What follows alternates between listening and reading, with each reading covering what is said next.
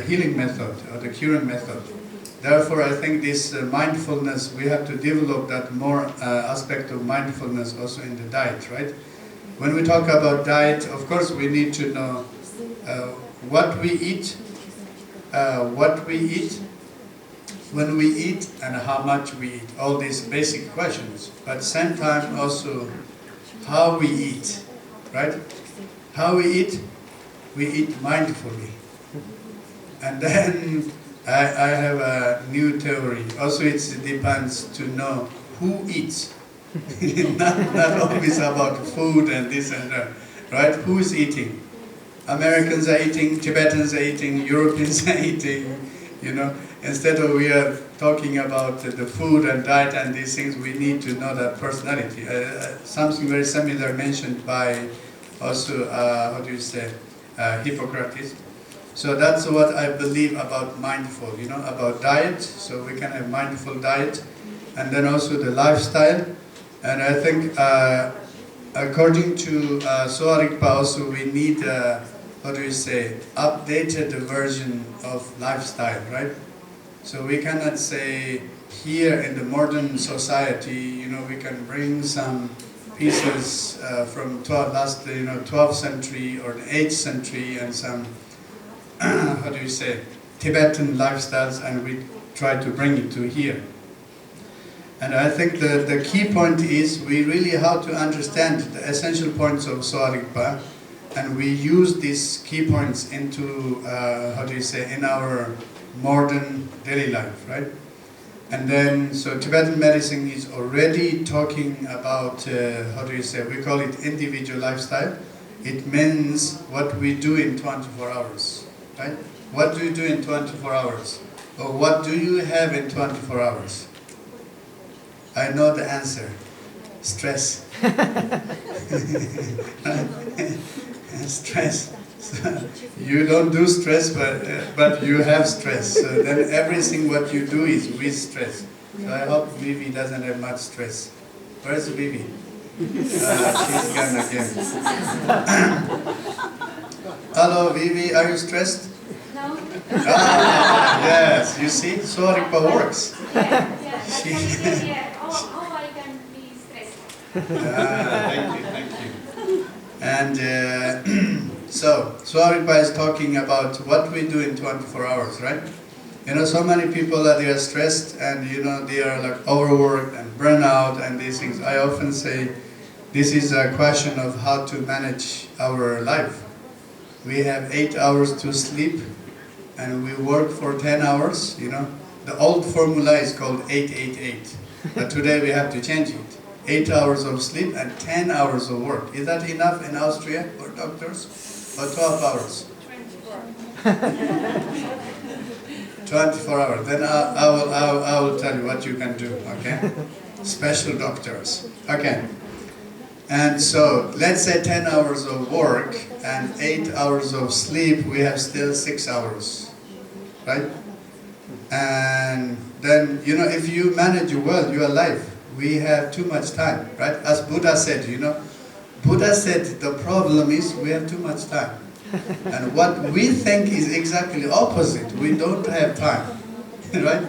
So that's why some people said, why Buddha said, you know, the problem is we have too much time, right? Because our understanding, our experience is exactly opposite. But I was really thinking about that question. And later I said, yes, Buddha is right, you know. Buddha's word, it's a wisdom word, right? Our real problem is we have too much time. We have too much time for depression. we have too much time for stress. We have too much time for stuck in the past, and we have too much time for worry about future, right? We have too much time of doing all these kind of, how do you call it? Where is Eric? How do you call it? Eric? What are you doing there? Webcast. Okay. And so we have too much time of doing, you know, so many meaningless things, right? Useless things. And if you take that time for good things and doing something different, we have a lot of time. and it's perfect time, right? So you see, our problem is not we don't have time. Our problem is we have too much time, right? So that's what Buddha said. I really like that, his concept. And so therefore, yeah, the meaning at the mindful lifestyle means we really need to know very precisely how. You're back again? Yes, you. Finally, we have a group also from Canada. Thank you for coming here. Did you count Canada already? 37. So now we have people coming from 37 countries. In next few years we will reach 100 countries. It means we will spread Soarikpa in 100 countries. At least we will spread the word, and we will spread the voice of Soarikpa. I really believe that Soarikpa will bring great beneficial, for people. And so about the mindfulness, mindful living, mindful lifestyle, and then I think also Tibetan medicine already mentioned about social lifestyle, socializing. Of course, many people, they think that socializing is a kind of new style and modern style and so on. Of course, if we talk about digital socializing, it's a new thing. But I think it's a very important base of our regular, life. So I really thank to Jens that he started this idea to having a congress once a year. Like when 3 years ago when he said, I asked him to organize some courses, and then he said, what do you think if you organize a conference? I said, oh, something new. First I was, oh, something new. But normally when something new comes, I'm not panic, I'm happy. Right? We, normally there's something happens in the new, like we're excited and we don't know what to do. Normally, when I have that feeling something new is coming, when I don't know what to do, I'm always happy. I said, let's do it. Let's try it. So it's a becoming perfect lifestyle for Soarikpa, and I'm really happy to, we all coming together at least once a year, to share our experiences and to see our biological faces.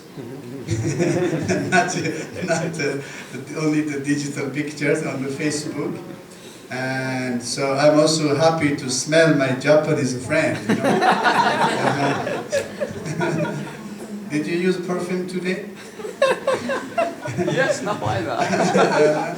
So I think that kind of, this is, I consider this is a lifestyle. Of course, we are doing this for Soarikpa, as from last year we are saying this is a Soarikpa family meeting. So outside it's a congress on Tibetan medicine, traditional Tibetan medicine and so on. But inside, inner circle, for us it's like our family, Soarikpa family meeting. So I think it's very important for our lifestyle. And in generally to have that kind of socializing and the physical contact, face to face and nose to nose. In the West we cannot miss the nose, yeah? È vero, Andrea? Faccia a faccia, naso a naso. È vero così? Sì o no? Okay? Hai visto che naso, no? Okay. And then we have another part of lifestyle is called the spiritual lifestyle. And the spiritual lifestyle is more referred for the meditation and yoga and these things. Also I'm really happy that now in our organization, in Sky, we are, focusing more about on meditation and yoga exercises, and especially I'm very grateful my teacher, my non-teacher, Annie Ngawa Jensen. And so I have learned so many things from her, and especially, this healing yoga, Nejang, and so on. So she always, when I was a medical student, I thought, okay, I'm working more like medicine. Then she said, oh, these yogas are very simple, you can use it. Then I said, okay, how can I tell, you know, in my idea, of course, as a college student, I was thinking how to give pills to students, you know, that's the number one idea. And then she says, oh, maybe pills are not only the solution, and you should think of yogas too. In any case, I'm really grateful to my master, and to, you know, to give me these teachings. And now I see, you know, we start this Nejang Yoga training, and we have many Nejang Yoga instructors, and also which is very beneficial, you know, not only for ourselves, for our patient and for our friends and so on.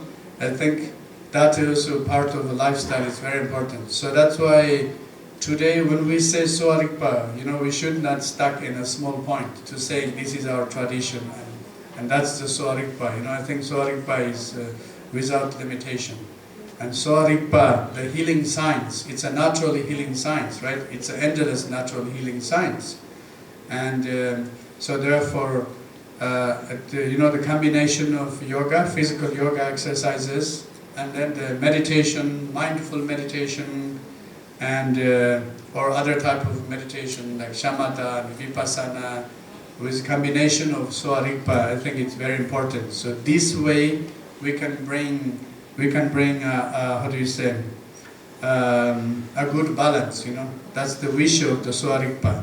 So we can, through the yoga and meditation, that's also a way to bring the balance. And through this we can help our patient or other people. So yeah, that's why I consider this the spiritual part of the lifestyle also is very, very important, you know. When I have learned these spiritual things in Lhasa Medical College, of course we could not learn anything from medical college, because whatever you say, yoga, meditation, mantra, everything is called superstition.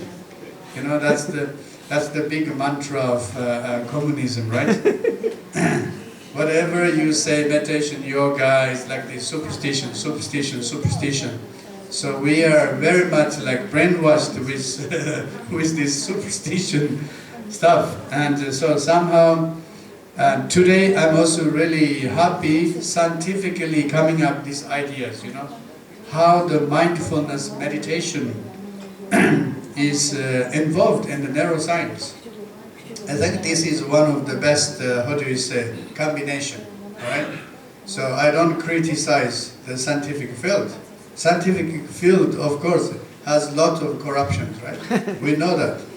Scientific field is one of the biggest mafia system, you know, and one of the biggest corruption system, but there's still some part of scientific field is very important, I think, especially in our modern time. And so therefore I think this meeting of these two, how do you say, the ancient knowledge is tested by the scientific research. I think it's very, very important. And for my person, you know, my personal level, kind of, I'm so happy, you know, finally, because I always fighted for this. When I was college, I always believed in these things, you know, whatever you ask the teachers, you say, why are you asking about mantra? It's superstition. Why are you asking about meditation? You are stupid, you know.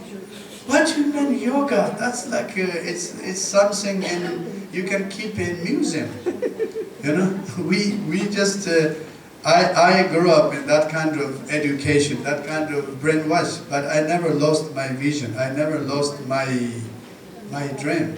I always believed there's something more than that, right? Of course, I believe in the communism system too, the communist party too, but I believe there's something more, you know.